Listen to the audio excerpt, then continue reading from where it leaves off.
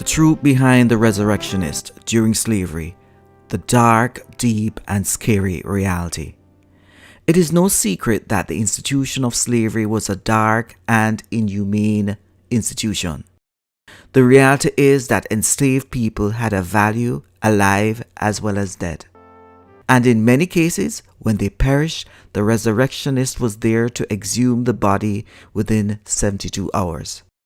The resurrectionists are people who went around at nights and dug up recently buried bodies to sell them to medical schools for dissection. These men took it upon themselves to steal corpses from their final resting place and send them off to medical students. This presentation will reveal aspects that you never knew about the resurrectionist during slavery and post-slavery. Before you watch, please remember to like this video and subscribe to the channel.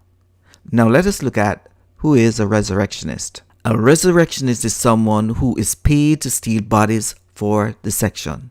Resurrectionists use various methods to obtain the bodies they needed, such as digging up recently buried bodies at night, buying bodies from the morgues and cemeteries, or acquiring bodies of unclean prisoners.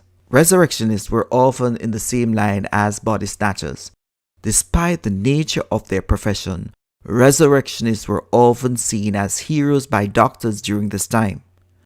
From the doctor's perspective, this was the only way possible for getting bodies to learn about the human anatomy.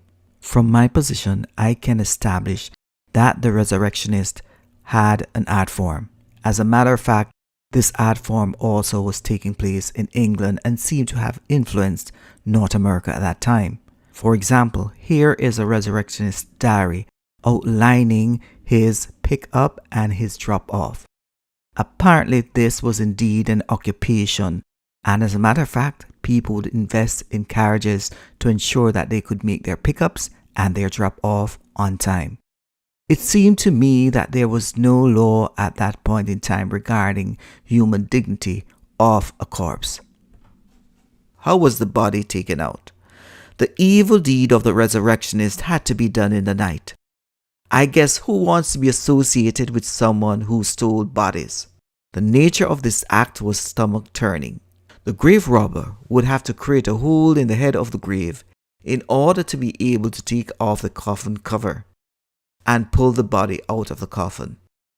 Personal belongings of the deceased was then placed back into the grave, and the grave would be covered up as if no one took any actions there. Things got so bad back then that some families invested in iron coffins. Medical school and the resurrectionist. Medical schools in the 1800s used a lot of body parts from recently deceased people to demonstrate the human anatomy during dissection. After all, it was much easier to steal a body of a dead person than dig up a corpse that had been buried for years. The medical school, needing bodies, employed resurrectionists to dig up freshly buried corpses for them.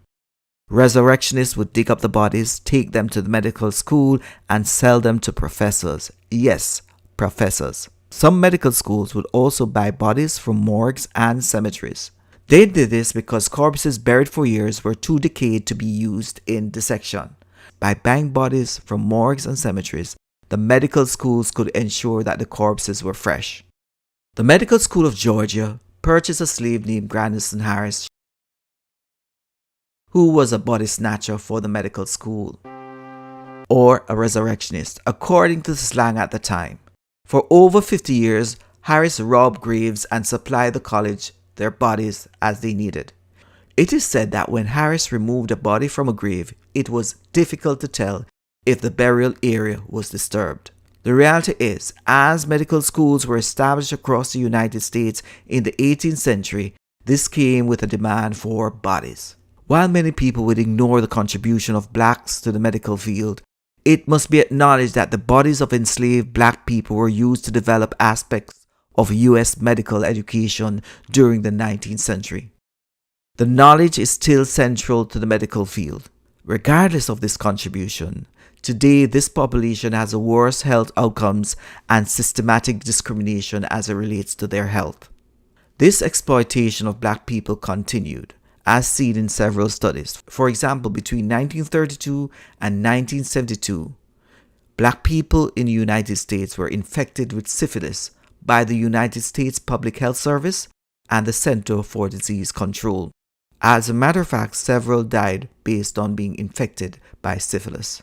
That was never treated. Conclusion: medical schools hired resurrectionists to steal the bodies and provide them with corpses because many people would not donate their bodies to science. Today, many black people will not do that too. My critical thought is, the slave had a value in life, and when they died, their bodies still had a value in death for experimental purposes.